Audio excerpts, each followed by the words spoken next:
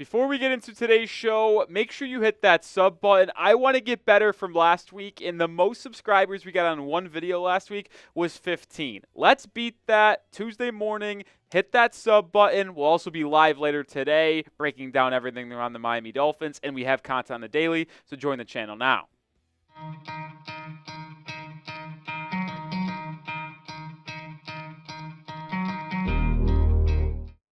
We have some big news to discuss surrounding the Miami Dolphins, and it reverts to the cap space that Miami currently has. And the NFL cap space is expected to take a pretty decent sized jump up, which will help the Dolphins in a big way.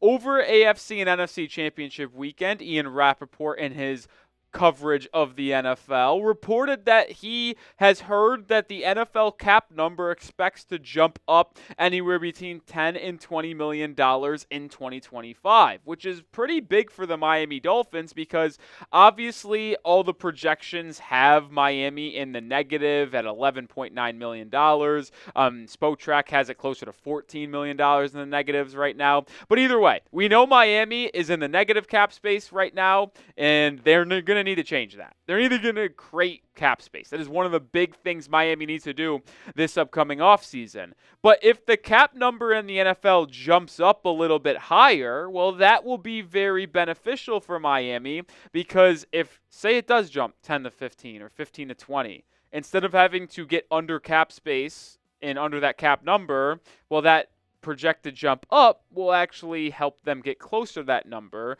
just kind of lessening the amount of moves that they would need to make to comply with NFL regulations and allow them to spend more money on re-signing some of their own players and going out and signing some of these key free agents that are going to need to be added to this Dolphins roster for them to make the postseason in 2025 after missing it in 2024. Which brings me to this question. Let me know your confidence level in the Dolphins bouncing back from missing the postseason in 2024 and making the playoffs in 2025. Scale it 1 to 10 for me. No rookie scores. Give me a decimal on what you think the confidence level is on Miami making the postseason in 2025.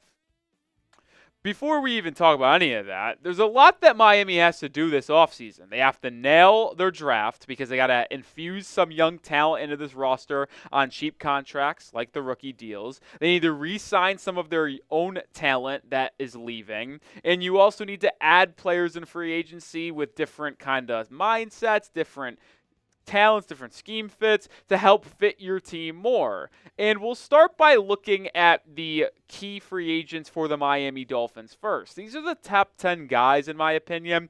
Most of them are on the defensive side of the football. The only really offensive players are offensive linemen, Isaiah Wynn, Robert Jones, and Liam Eichenberg. You're bringing Jonnu Smith back. You're bringing back Tyreek Hill and Waddle under contract, Devon Achane, Jalen Wright, obviously Tua Tagovailoa.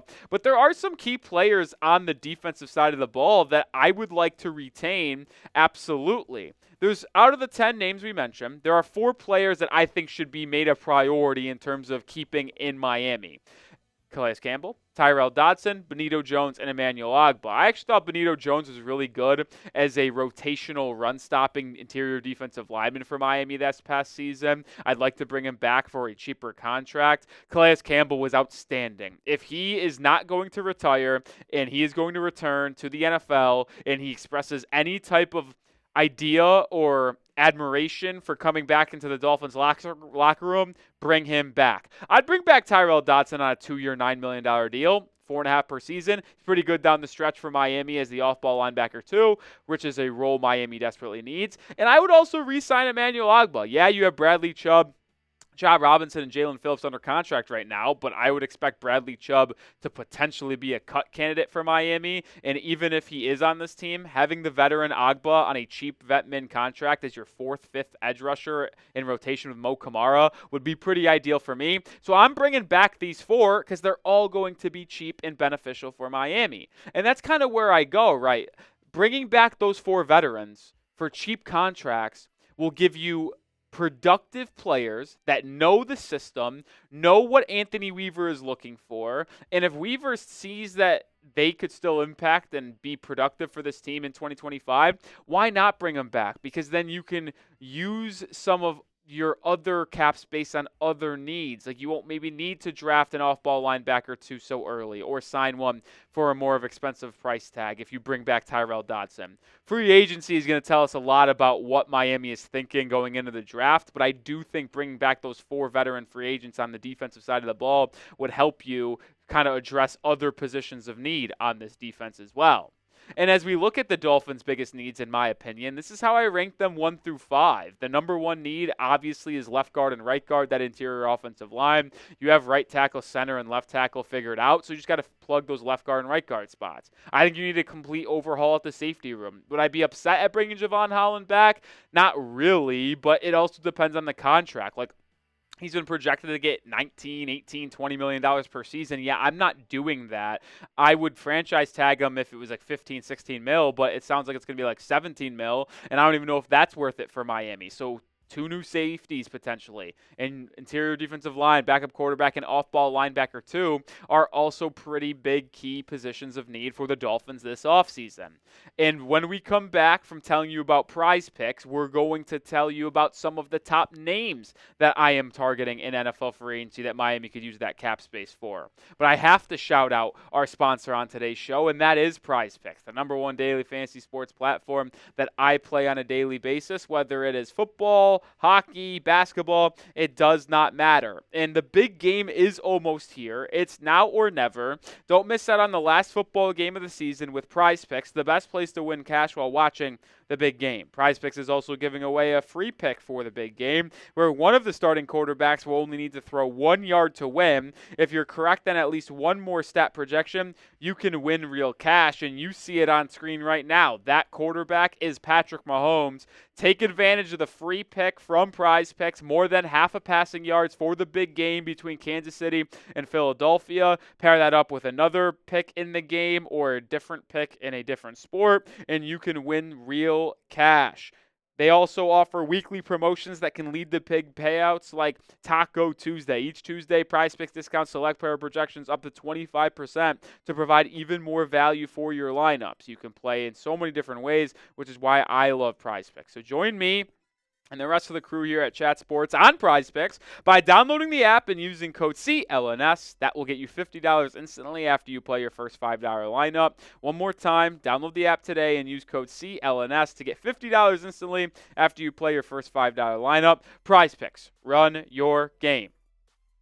All right, let's get into some Dolphins free agent targets that, if they get some extra cap space that was not anticipated due to the big news from the NFL and the number jumping up, who could they go after? Well, we'll start off with one of the biggest positions, and that is actually the safety position. We'll look at some offensive linemen in a second, but if you take away Jevon Holland, who is the #1 free agent safety across the board, there's no disputing that. As much as I wouldn't pay Jevon Holland 20 mil, he is clearly the best free agent safety available. Here are the next 8, in my opinion. Hufunga's pretty solid. Cam Bynum, Justin Reed, Trayvon Morag, Jeremy Chin. We've talked about Julian Blackmon, and then there's a couple 2 new names that we haven't discussed in the past, Andre Sisco and Elijah Molden. And specifically when I look at this list, when factoring in age, factoring in what it would cost you, the 2 players that I would target for the Miami Dolphins is Andre Sisco, the former Jacksonville Jaguar, and Julian Blackmon, someone I have highlighted a ton here from the Indianapolis Colts. And the reason why I am targeting them too is because they're both in their mid-20s. Sisco's 25 years old.